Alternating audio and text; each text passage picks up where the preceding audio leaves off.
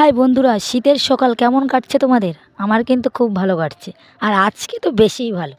এবার বলতে পারো কেন? আজকে আমাদের বাড়ির ছাদ ঢালাই আছে, তো তার জন্য খুব সকাল সকাল ঘুম থেকে উঠে গেছি। আমাদের বাড়িতে সিমেন্ট এসছে সকালবেলা, তো তারপরে চলে এসেছি আমি বাজারে। আজকে আমাদের বাড়ি অনেক লোকজন আসবে, খাওয়া দাওয়ার ব্যবস্থা আছে, তার জন্য সবজি, গোশ, মাল মশলা যেগুলো লাগে সেগুলো সব কিনে নিয়েছি আমি। আর এবার এগুলো কিনে নিয়ে যাব মিষ্টি কিনতে। মিষ্টি কিনে নিয়ে বাড়ি এসেছি। আর আমার বাড়িতে আমার দাদু এসছে পড়াতে। এদিকে দেখো সপরিবারে মিলে কোটা বেচা শুরু হয়ে গেছে রান্নার জন্য।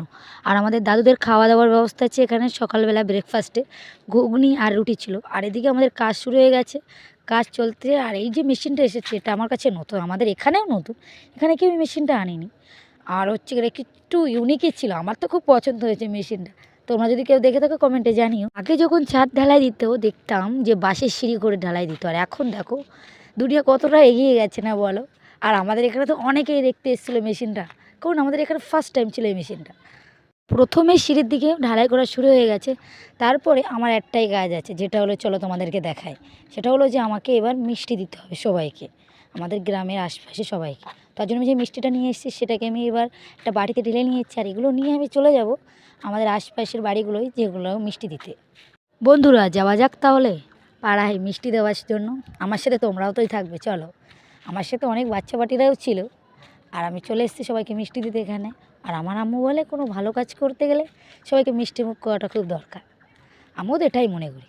পিছন ঘুরে দেখি আমার সাথে সাথে কিছু বাচ্চাও ঘুরছে মিষ্টি দেওয়ার জন্য।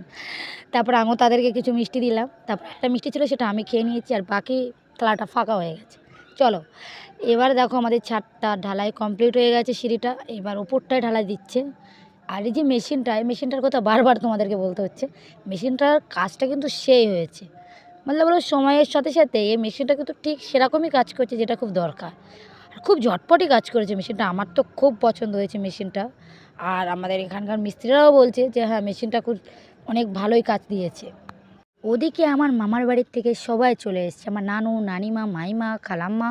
তোমাদের সাথে আমি কাউকে এখন দেখা করাবো না। আর আমার রান্না কমপ্লিট হয়ে গেছে, এদিকে দেখতে পাচ্ছি শুধু গোষ্ঠটা বাকি ছিল।